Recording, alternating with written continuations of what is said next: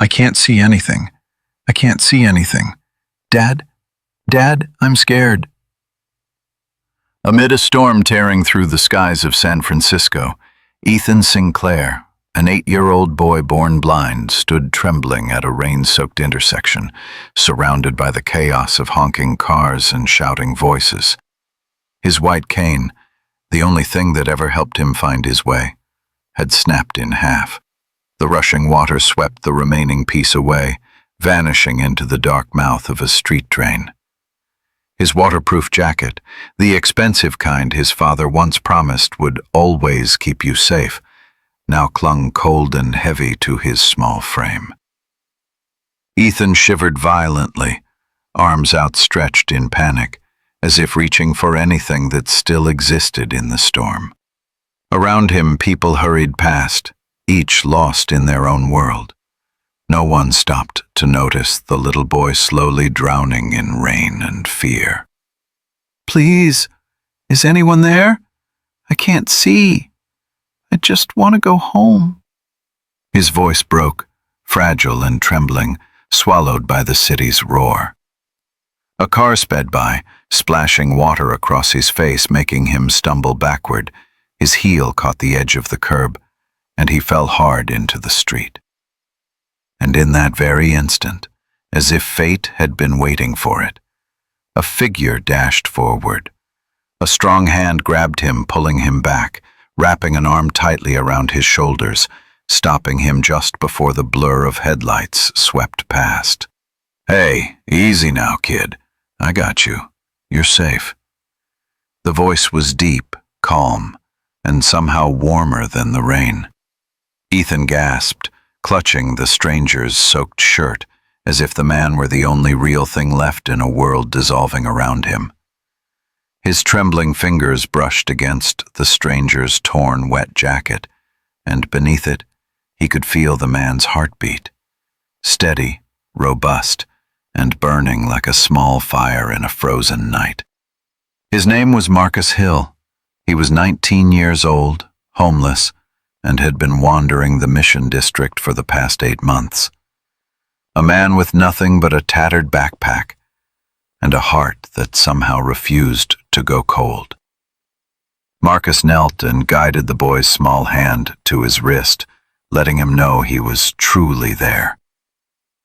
"My name's Marcus. What's yours, kid?" Ethan Sinclair. I'm blind. I got lost. I don't know how to get home." Marcus froze for a moment, his eyes widening at the name. Sinclair. Who in San Francisco didn't know that name? Vision AI Corporation, the artificial vision tech empire worth billions, and the boy trembling in his arms was the only son of its founder. He looked down at the child, drenched designer clothes, soaked shoes, the face streaked with rain and tears, and instantly knew this wasn't the time to ask questions or wait for help. "All right, Ethan, listen to me," Marcus said firmly. "I'm going to take you home, okay?" "Really? You know where I live?" "Not yet, but I'll find out. I promise." Marcus slid his worn backpack off his shoulder, placed it on the ground, then he lifted Ethan onto his back in one smooth motion. The boy wrapped his small arms around Marcus's neck, feeling the warmth of this stranger. And for the first time since he got lost, he stopped trembling. The rain still poured down as if the sky was crying, but now, through that curtain of cold water, 2 souls, a blind child and a homeless young man, walked together on a journey neither of them knew would change their lives forever. "Hold on tight, all right?" Marcus murmured, his voice almost drowned by the rain. "Today, I'll be your eyes." The camera pans slowly upward to the gray, stormy sky. The music swells, deep, warm, and filled with hope. 5 hours before the storm swept across the San Francisco Bay. The city was still glowing in the colors of spring. Vendor stalls, balloons, ribbons, and music filled Golden Gate Park, where the annual spring festival, the one every child in the city looked forward to, was in full bloom. From the 50th floor of Sinclair Tower, a glass skyscraper rising over Pacific Heights, Richard Sinclair, billionaire founder of Vision AI Corporation, stood silently before the massive window, gazing at the sea of colorful tents in the distance. Behind him, a clear, bright voice broke the quiet. "Dad, I want to go too. All my friends are going." Ethan, 8 years old, his blonde hair slightly tousled, was tracing his small fingers along the edge of the glass desk, trying to find his way toward his father. Though his eyes could not see, there was light in his voice, the light of a child's longing to live like everyone else. Richard turned around, his heart sinking. He loved his son with all the fear in his soul. Ever since Laura, his wife, had died in a car accident 3 years ago, he had sworn never to lose Ethan, his only child and the last living piece of the woman he loved. "You can't, Ethan," he said softly. "It's too crowded, too noisy. You'll be scared." "I won't be scared, Dad," Ethan murmured, lips trembling.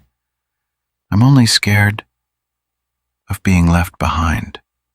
The room fell silent. A straightforward child's sentence, yet it cut straight through the heart of a man who'd already lost everything. Richard turned away, looking down at the crowds below, and sighed. "All right then, but you have to promise me. Always hold Nanny Grace's hand, keep your GPS bracelet on, and stay there for only 2 hours. After that, you come home right away." Ethan's face lit up with a laugh, a sound Richard hadn't heard in so long. The boy hugged his father tightly and whispered, "Thank you, Dad. I promise. I just want to feel the world like everyone else." And so that morning, as thousands of people poured into the festival, Ethan, dressed in his favorite blue jacket, Nanny Grace led him through the lively crowd, his small hand nestled safely in hers. Street jazz played in the air. The scent of roasted corn and cotton candy blended sweetly. On Ethan's blind face bloomed a smile brighter than the March sunlight. "Listen, Ethan, a man is making dragon-shaped balloons." "Really? What color is it, Nanny?"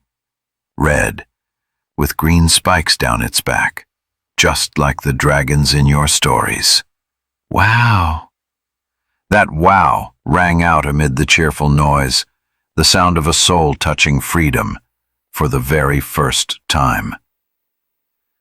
But joy sometimes is as fragile as the balloons a child listens to. One minor collision, and it all bursts apart. A few blocks away, Marcus Hill was huddled in a corner of the Mission District Public Library.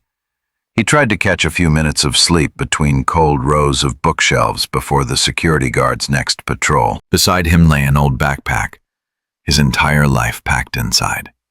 A worn notebook, 2 pairs of socks, and a small photograph of his grandmother. She was the only person who had ever called him son. But she'd died of a stroke when he was only 5, collapsing right there on the street while walking him to school. Since then, Marcus had grown up inside the foster care system, shuffled through 15 different homes in 12 years, each one ending with the same sentence: "We can't keep him anymore." Not because Marcus was bad, but because the system was broken. And broken systems always crush the children no one protects. When he turned 18, the foster agency handed him his final gift, a garbage bag of personal belongings, $200, and a single note that read, "Good luck." From that day on, Marcus lived on the streets, doing odd jobs, cleaning offices, bussing tables. Sometimes begging was the thing he hated most in the world. And yet, no matter how cold or hungry he got, Marcus held on to one strange habit. Whenever he heard a child crying, He never walked away, perhaps because somewhere deep inside, he could still hear the echo of that little boy's voice from years ago, the one beside his grandmother's lifeless body. Sometimes, Marcus once wrote in his notebook, the only pain that goes away is the one that reminds us we're still human. As the festival began, the crowd erupted in cheers and music. At the edge of the park, Ethan tugged Nanny Grace's hand. "I want to get closer, Nanny. The jazz sounds amazing." "All right, but you have to hold my hand tight, okay?" Then the loudspeaker blared. "Attention, everyone! The parade will begin in 2 minutes." The crowd surged forward like a tidal wave. People pushed, eager to get a better view. A large man squeezed through between them, dragging his own child. And in that split second, Ethan's hand slipped from Nanny Grace's. "Ethan! Ethan, don't go too far!" "Nanny, I'm here! His voice vanished into the storm of sound. Someone bumped into him hard. He fell. The white cane snapped in half. His GPS bracelet slipped off.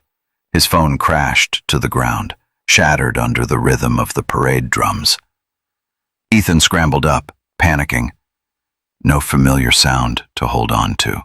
Only chaos, drums, shouting, wind. He began to walk. Each step takes him further away from the person desperately searching for him. "Nanny, I'm scared." No one heard. No one stopped. And across the city in a rain-soaked alley, Marcus lifted his head from a torn piece of cardboard as a faint cry echoed somewhere in the storm. It wasn't the whine of a spoiled child, but the raw, trembling scream of primal fear.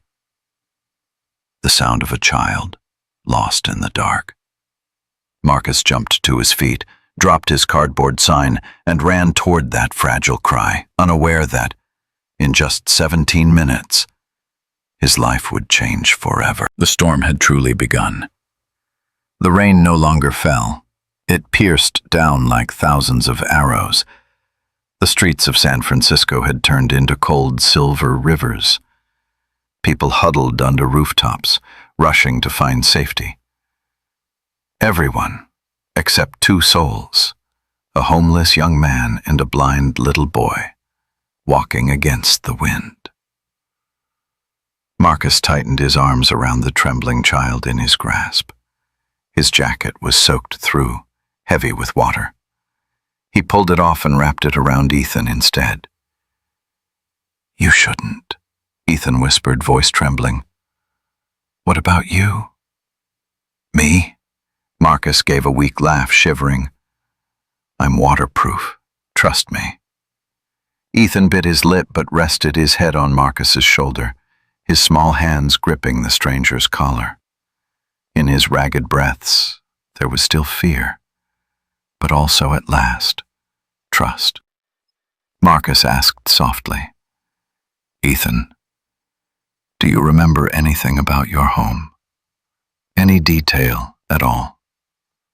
The boy closed his eyes, trying to recall. There's a really tall building. In front of it, there's a 3-tiered fountain. It sounds like rain, but softer. And the doorman's name is Bennett. He has a southern accent, and he always calls me Master Ethan, even though Dad told him not to. Marcus nodded, and a mental map began to form. A 3-tier fountain, a southern accented doorman. That had to be Pacific Heights, the Billionaire district, at least 4 or 5 miles away. He glanced down at his torn shoes, soles barely held together by duct tape, then back at the fragile boy clutching his neck. He knew there was no other choice. "All right, kid, then we'll find that building. I'll tell you everything along the way, every street, every sound, every smell, so you'll know exactly where we are. And you'll help me listen too. We'll be each other's eyes and ears. Deal? Deal, Ethan whispered. But what if I'm too heavy? You? Marcus laughed, his voice hoarse but warm. You're as light as hope. They began their journey. Marcus carried Ethan on his back and started to narrate their path. We're crossing Mission Street now. Hear that? The music. That's from a Mexican restaurant over there. I can smell grilled meat, Ethan said. Yep, carne asada. Smells good, huh? Hungry yet? A little. Good. Hunger means we're still alive. They trudged on, through street after street, intersection after intersection. The wind was so strong that every step felt like pushing against the world. Marcus kept describing everything. The clattering sound of the streetcars, the smell of coffee drifting from a nearby Starbucks, the chill rising from steep, slippery slopes. Ethan listened intently, as if Marcus were painting him a picture, not with colors but words. In the boy's darkness, the city came alive. And in Marcus's heart, what he carried on his back no longer felt like a burden, but a reason to keep walking. By the time they reached Market Street, night had fallen. Marcus began to shiver. His hands were numb, his legs aching. Ethan noticed. You're really cold, aren't you? I'm fine, Marcus muttered. No, you're not. I can hear it. Your voice is shaking. Really? Marcus chuckled weakly. Guess I forgot you're basically a walking sound system. Ethan squeezed tighter. If you're cold, you can borrow my warmth. He leaned forward, hugging Marcus closer. Marcus fell silent. Something melted inside him. A blind boy, the son of a billionaire, was sharing his last bit of warmth with a man the world had chosen not to see. The storm still howled outside, but in that fleeting moment, neither of them felt alone. They walked for 3 straight hours, through empty, flooded streets and silent blocks of glass and steel, until Marcus finally saw a familiar tower rising at the end of the hill. He nearly collapsed from exhaustion, but Ethan whispered weakly into his ear, his voice fragile but certain. We're almost home. Right, Marcus? Yeah, kid, Marcus panted. I see it. Even the fountain. 3 tears of water falling like music. And through the rain, Marcus smiled. The first smile he'd worn in months of silent survival on the streets. He took a few more steps, reaching the golden glass doors of Sinclair Tower, where the doorman stood frozen, staring at the drenched young black man carrying the billionaire's child on his back. Hey, don't be scared, Marcus whispered. You're home now. Ethan smiled faintly, his pale lips trembling. And so are you, Marcus. You're home too. The camera freezes on that moment. 2 human beings, 2 worlds, standing before the door of light. Behind them the storm. Before them, destiny. Through the lingering drizzle, Sinclair Tower rose before them, 60 stories high, all glass and steel, its golden lights shimmering across the rain-slicked streets. To Marcus, it looked like another world, a world that was clean, bright, and utterly unreachable. He had walked past it countless times before, seeing it as a symbol of everything he would never touch. But tonight, he was walking into it, carrying not a dream, but a child who belonged to that very world. Marcus took a deep breath, his legs trembling from exhaustion. His torn shoes were soaked through, his feet swollen and red. But he kept going, step after step, through puddles that mirrored the city's lights, each step a silent vow. Just a little further, kid. Just a little further. Ethan could feel Marcus's heartbeat pounding against his back. "You're exhausted, aren't you?" "My body is," Marcus answered softly. "But my heart's okay." "Why?" "Because, for the first time, my heart has somewhere to go." When they reached the main entrance, Mr. Bennett, the elderly doorman, froze at the sight before him. A young black man, drenched, wearing torn clothes, carrying a blind blonde boy on his back. His instincts took over. He slammed the emergency alarm. "Wait! Don't do that!" Ethan shouted, voice hoarse and cracking. "Mr. Bennett! It's me! It's Ethan!"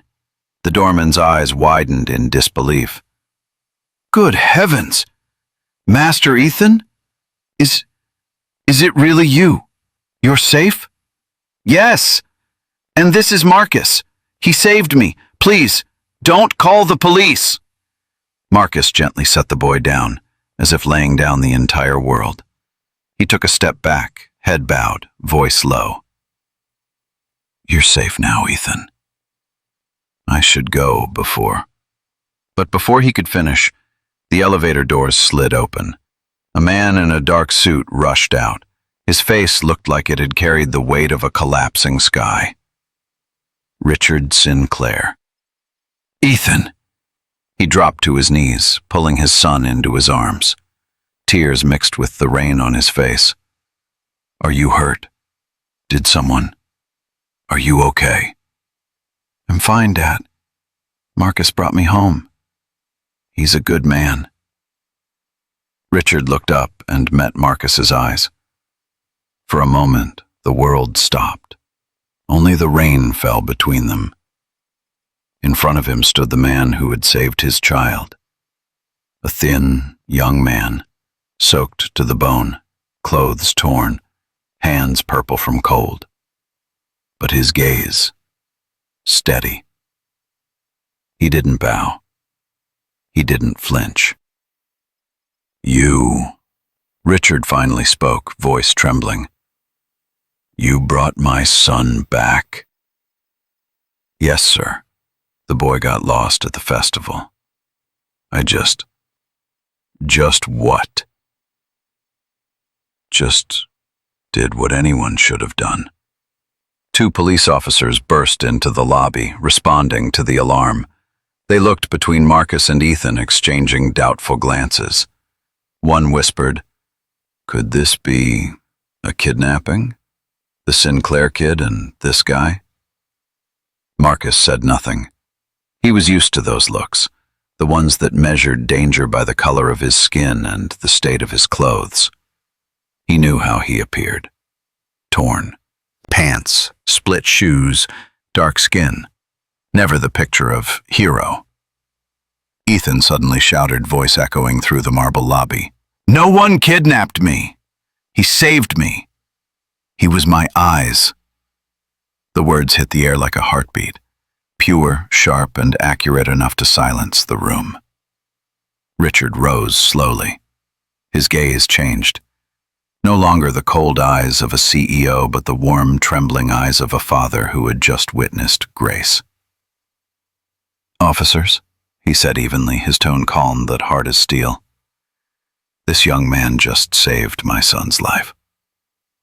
If you intend to question him any further, my lawyers will happily explain the definition of abuse of authority to your superiors." The officers exchanged a glance, then quietly backed away.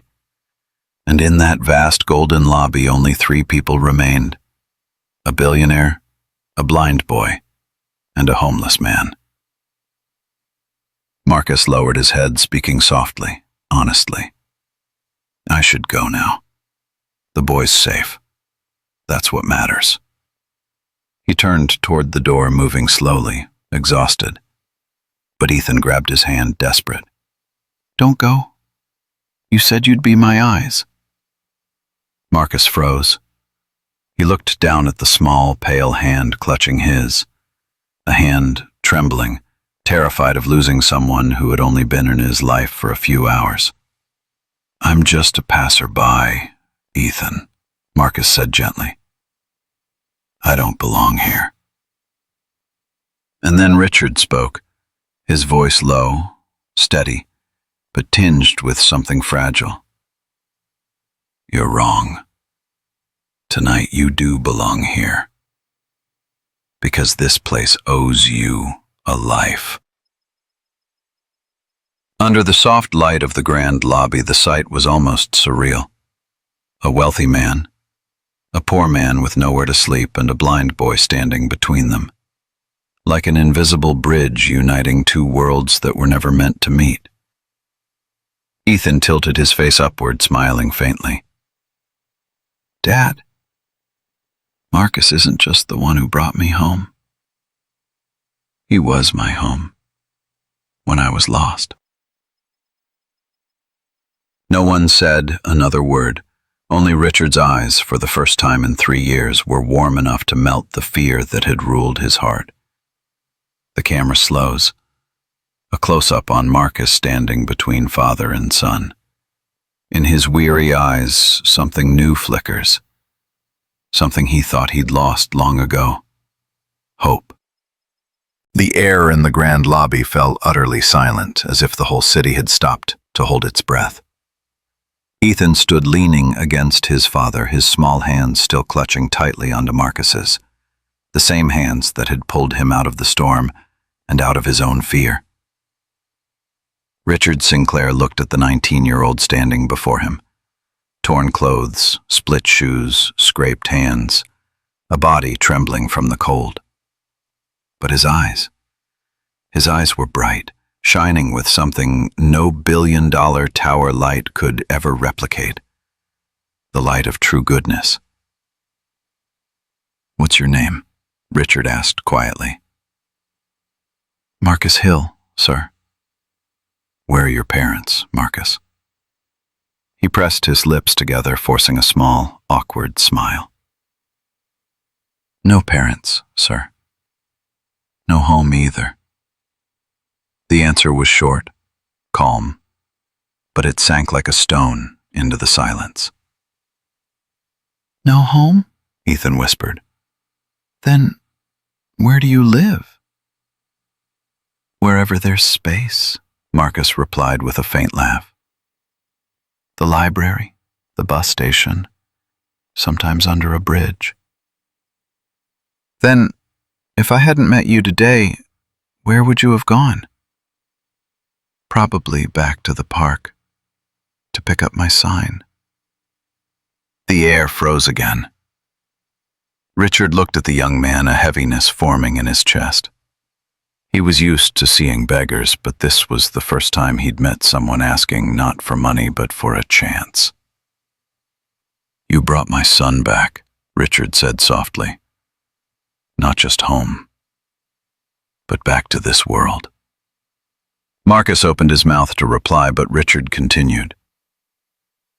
I'd like to offer you something. Not a reward, a chance. Marcus stepped back slightly, wary. A chance? Yes. Stay here tonight. Have dinner with us. Then tomorrow morning, if you're willing, I have a job for you. Ethan's face lit up. Really, Dad? You mean Marcus can stay? Richard nodded, a faint smile breaking through the lines of worry. You've already earned my son's trust. I think it's time I tried too. That night, the penthouse, once silent and sterile, came alive. The sound of laughter, plinking cutlery, and a child's bright voice filled the air. Ethan told his father about the journey through the rain, how Marcus had described every sound, every scent, the coffee shop that smelled like waffles, and the streetcar that rang like the laughter of the wind. Richard listened quietly, his expression softening.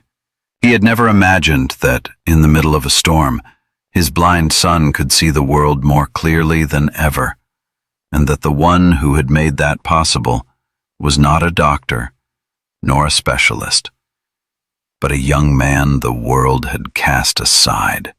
When Marcus stood up to excuse himself, Richard asked gently, Marcus, I heard from Ethan that you used to be a good student. Yes, sir. Before I aged out of foster care, I was accepted into UC Berkeley, engineering program. Then why didn't you go? No home address, sir. No money for books. And no one who believed I could. Richard was silent for a moment. Then slowly he said, "You know, I was once a foster kid too." Marcus froze. I grew up in San Jose, in a run-down foster home. No parents, no direction. Until one man, a teacher, told me, if the world doesn't believe in you, make it see you. And I did. But somewhere along the way, as I climbed higher, I forgot something. How many kids were still being left behind? His voice trembled, filled with an unspoken regret. Laura, my wife, before she died, used to say, "We can't protect our son by building walls. We have to teach him to open doors." And tonight, maybe you're the one who reopened that door. Richard stood, extending his hand. "Marcus Hill, I want you to stay here, not as an employee, but as Ethan's older brother. You'll help him find confidence, learn to face the world, and I'll help you finish school. Become the engineer you once dreamed of being." Marcus stared at that outstretched hand, the hand of a man who had once held the world. He hesitated, eyes lifting slowly. "I don't want pity, sir." "And I don't offer pity," Richard replied firmly. "I offer work and trust."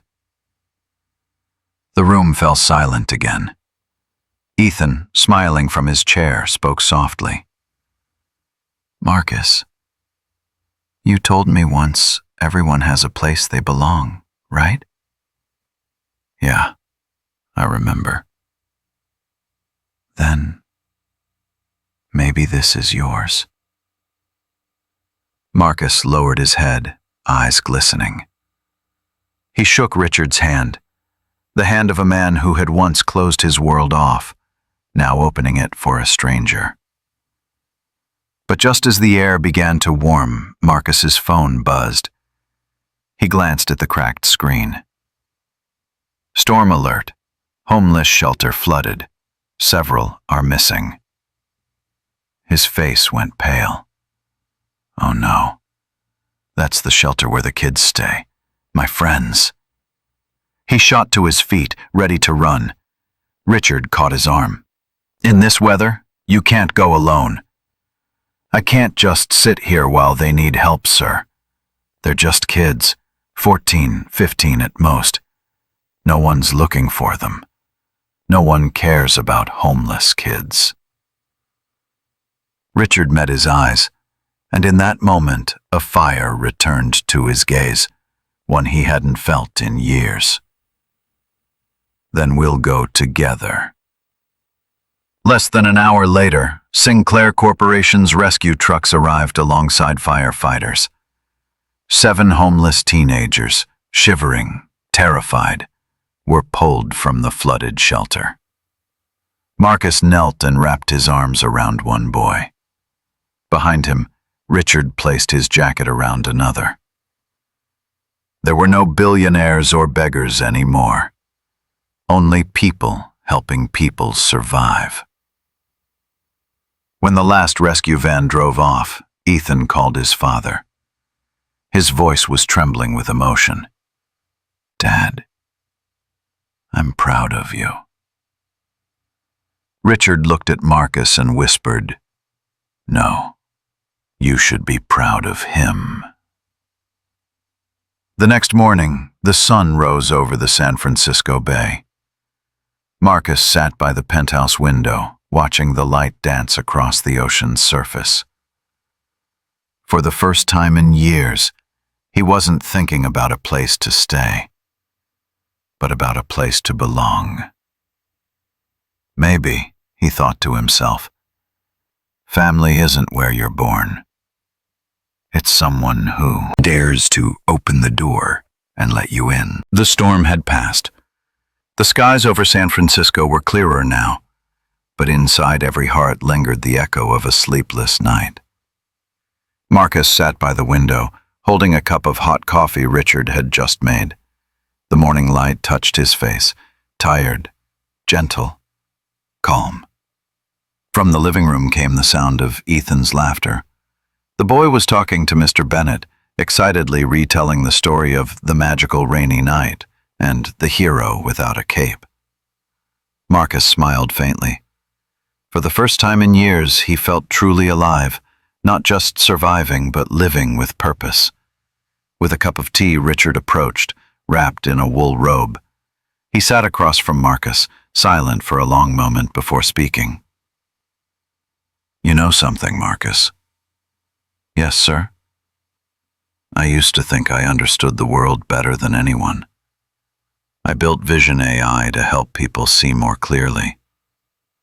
But it turns out, I was the one who was blind." Marcus looked up, and the morning light reflected in his eyes. "Blind? How do you mean, sir?" "Blind to what really matters." "Like what?" "Like my son. Like people. Like you." Richard sighed, tightening his grip on the teacup. "When Laura, my wife, died, I became terrified of losing Ethan too. So I built walls around him, walls made of money, of bodyguards, of fear. But last night when I saw you carrying him through the storm, I understood. I was never protecting him. I was only blinding him, just as I had blinded myself." Marcus was silent for a while, then said softly, "You know, sir, I was blind too, in my own way. I stopped believing anyone could see me, not because I couldn't see. After years in foster care, people taught me that everyone leaves. I survived by not needing anyone. But last night, that kid made me believe again." Richard nodded, emotion glimmering in his eyes. "Ethan did something that all my money couldn't. He read me how to see." Marcus smiled gently. "Sometimes, it takes a child to teach grown-ups how to look." They sat quietly for a while. Morning light spilled across the table, glinting off the coffee's surface in a warm gold hue. Then Ethan appeared, cane in hand, hair still messy, his face bright as sunlight. "You two talking philosophy again?" Richard laughed and Marcus feigned seriousness. "No, just teaching your dad how to make proper coffee." "Oh, really?" Ethan grinned. "So what's the proper flavor?" "The real one," Marcus said, smiling. "Like people. No sugar. No hiding." Ethan laughed, then reached his hand forward. Marcus took it and guided him out onto the balcony. Before them, the sky blushed with pink and gold, the dawn after the storm. "Marcus," Ethan asked quietly, "have you ever been afraid of the light?" "Me?" Marcus chuckled. "I used to fear the dark more. But I learned. The light only scares us when we're not ready to face it." "So, are you ready now?" "I think I am." Ethan nodded. "I think Dad is too." Richard, standing behind them, smiled. That straightforward child's sentence, light as the morning breeze, woke a part of his heart that had been asleep for 3 years. That night, after Ethan had gone to bed, Richard and Marcus sat together in the study. The room was bathed in soft yellow light with raindrops tapping faintly against the window. "Marcus," Richard said, "have you ever hated life?" "Of course, sir." "And now?" "Now? No." "What changed you?" "A blind boy believed in me when no one else did." Richard nodded slowly, his voice deep but warm. "I used to think I could save the world with technology, but now I know. The world doesn't need more people who see far ahead. It needs people who know how to see up close, who bends down, takes someone's trembling hand and says, 'I'm here. You're not alone.'" Marcus smiled softly. He had never heard a billionaire speak with such simple truth. Richard looked at him, his voice sincere. "If you take this job, Marcus, remember, I'm not hiring an employee." "Then what are you asking for?" "A brother. For Ethan. And a new member of this family." Marcus turned toward the window. The city's reflection shimmered in his eyes, no longer a cold maze of glass and steel, but a place he could finally call home. "All right," he said quietly, his voice steady, "because family doesn't clock out at 5 p.m. Both men laughed, a light, simple laughter, but deeper than any thank you. A billionaire and a homeless young man. Two people who seemed to share nothing. We were now learning together how to believe in the good again. Richard looked at the two of them, his blind son and the boy who had once lost his way, and realized something profound. Sometimes, light doesn't come from the highest places, but from those who seem to have nothing left to give. A year had passed since that fateful night in the rain. That storm didn't just wash away torn shoes, soaked clothes, or fear.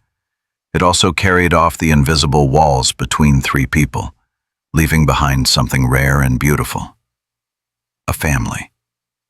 Now it was June. On the small stage of City College of San Francisco, hundreds of graduates stood beneath radiant lights and thunderous applause. Among them, wearing a black gown and an honor stole, was Marcus Hill. In the front row sat Ethan Sinclair, now 9 years old, holding his electric blue guiding cane, the one he and Marcus had picked out together. Pinned to his shirt was a nameplate in Braille. Guest speaker. Beside him, Richard Sinclair, calm now, smiling softly after years of fear, quietly wiped the corner of his eyes. The host stepped to the microphone, voice warm and steady. "Next, we'd like to welcome the youngest guest speaker in the school's history, a boy who wishes to say a few words about a very special graduate. Marcus Hill." Ethan placed his sheet of Braille notes on the podium. He smiled, tilting his head slightly toward the sound of the audience, and began to speak. "Hello, everyone. My name is Ethan Sinclair. A year ago, there was a man who carried me through a storm." The hall went silent. "I was so scared that night. I couldn't see anything. I didn't know where we were, only the sound of rain and my heartbeat. But that man said to me, 'Today, I'll be your eyes.' And he really was. He described every street, every smell, every sound. Because of him, I learned that the world isn't as dark as I once thought. Today, he's graduating from college for the first time. But in truth, he graduated long ago. From loneliness, fear, and the belief that he wasn't worthy of love. Ethan lifted his face toward the crowd, smiling brightly. Marcus once told me he was my eyes that night. But I think he was the one who learned to see in the dark. The auditorium erupted in applause. Long, thunderous, heartfelt. Marcus bowed his head, tears quietly falling. He stepped onto the stage and lifted Ethan onto his shoulders, just like that rainy night, only this time under dazzling light instead of thunderclouds. Ethan stretched his arms wide as if embracing the entire sky. Sunlight streamed through the tall windows, casting golden beams over them. Two silhouettes, one tall, one small, blending as one. Marcus, Ethan asked softly, did you ever think your life would turn out like this? Marcus smiled, licking his melting ice cream, answering gently, no. I used to think my life would end on a street corner. But turns out, when just one person believes in you, every road can lead home. Richard listened, nodding slowly. The afternoon sun washed over the three of them, 3 lives once lost, now sitting together beneath a peaceful sky. Marcus turned to Ethan and said quietly, you know, kid, light isn't something you see with your eyes. It's something you feel with your heart. Ethan smiled and whispered, then, Marcus, that night, you showed me the whole world. The camera slows, pulls back. Their shadows stretch across the green lawn. The sun sinks over the bay, pouring gold over the entire frame. Sometimes, the most extraordinary miracles aren't acts of heroism, but simply daring to believe that we deserve to be saved. Marcus saved Ethan from fear. Ethan saved Marcus from invisibility. And Richard learned to see the world again through his heart. Because some storms don't come to drown us. They come to wash away everything false, so that when the sky clears, we finally recognize what real light looks like. Every storm hides a story, and sometimes a single act of kindness between 2 strangers can become the miracle no one saw coming. If this story touched your heart, share it. Let this light travel a little farther.